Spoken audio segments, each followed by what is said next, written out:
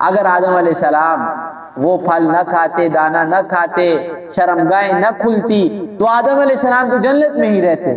تو یہ جو ان کی نسل کا سلسلہ ہے، یہ دنیا کے اندر خلافت کا نظام ہے، یہ آدم علیہ السلام کو ملتا نہ ملتا نا۔ وہ سبب دانا کھانا بنا دنیا کے اندر آنے کا۔ توبہ کی آدم علیہ السلام نے، وہ ظاہری نگاہوں کے اندر جو گناہ نظر آتا تھا اس سے آدم علیہ السلام نے توبہ کر دی، اور حقیقت کے اندر اس گناہ کا کیا، وہ گناہ نہیں، وہ جو ان سے لغزش ہوئی۔ ایک ہے لغزش، ایک ہے معصیت۔ معصیت کہا جاتا ہے کہ انسان ایک غلط کام کرے، اس کے اوپر ارادہ بھی اس کا ہو غلط کام کرنے کا۔